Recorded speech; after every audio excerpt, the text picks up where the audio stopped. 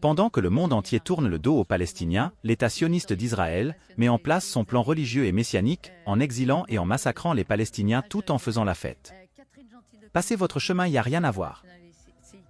Ça manque un peu d'essence. C'est une façon de voir un peu à côté de la plaque ou pas? C'est pas leur marque de fabrique, la décence. Et d'autre part, c'est un projet qui est à la fois chez eux nationaliste et religieux. C'est-à-dire, sur toute la terre d'Israël, on se met en conformité avec la loi du Seigneur et on va installer notre État sur toute la terre d'Israël. Comme L'idée que Gaza, c'est fini. De toute façon, c'est fini.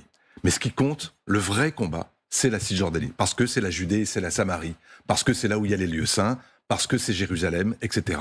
Et que là, il est hors de question non seulement de geler, mais il est question d'accélérer le processus de colonisation, et ils entendent bien obtenir de Netanyahou à ce que cette accélération de la colonisation continue. Et puis l'objet de cette conférence, c'est permettre la réinstallation des Israéliens à Gaza. Alors l'ambiance, on le voit, est clairement au rendez-vous. Au cours de la conférence, des détails ont été donnés sur la réinstallation des Israéliens à Gaza.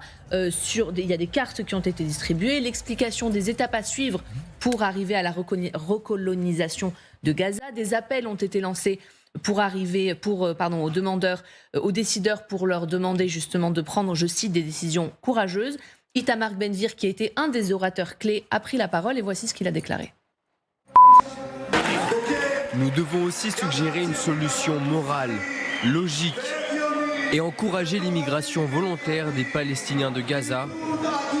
Alors, sachant que la définition de volontaire a été précisée quand même par le ministre de la Communication Shlomo Kari, qui était également présent à cette conférence. Volontaire, c'est parfois une situation qu'on impose à quelqu'un jusqu'à ce qu'il donne son consentement. Ils ont un plan depuis le début qui est très clair, qui est de chasser les Palestiniens des territoires occupés. Bezalel Smotrich l'a dit, l'a formulé depuis juillet, en expliquant qu'il pousserait au départ les Palestiniens, que ceux qui souhaitaient rester devraient rentrer dans l'armée israélienne, si mes souvenirs sont bons. Donc il y a une forme de cohérence, eux, ils savent où ils vont. Même si c'est complètement délirant, ils savent exactement. Bon, cela étant, ça ne traduit pas la bonne santé de la démocratie israélienne, parce que ce sont quand même une bande d'excités qui ont tous été plus ou moins condamnés par la justice, qui arment les colons en Cisjordanie pour que les colons puissent tirer sur des Palestiniens. C'est qui est exactement l'opposé du droit international. Ah, totalement. Que les transferts de population, c'est interdit, c'est ce dont ils parlent quand ils disent qu'on on va leur imposer de telles conditions aux Palestiniens. D'ailleurs, en ce moment, c'est le cas, qu'ils seront obligés de donner leur consentement pour partir. Il y a 2 résolutions de l'ONU qui existent, 242 et 338, je crois, qui déjà demandent depuis 1967 à Israël, au contraire... 16 résolutions de l'ONU qui n'ont pas été... Oui, mais les plus emblématiques... Ça soit dessus depuis des années. Voilà.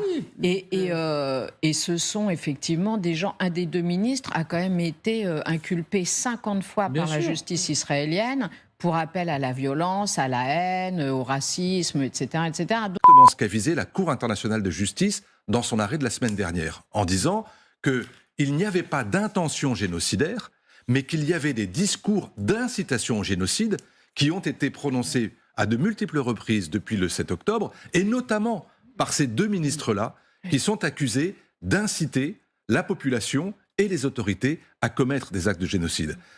N'oubliez jamais une chose, c'est que Smotrich et Ben-Gvir sont du parti des assassins d'Yitzhak Rabin. On le dit jamais suffisamment. Et vous, que pensez-vous du plan israélien qui consiste à éradiquer et à expulser les Palestiniens de leur terre? Donnez-nous votre avis en commentaire.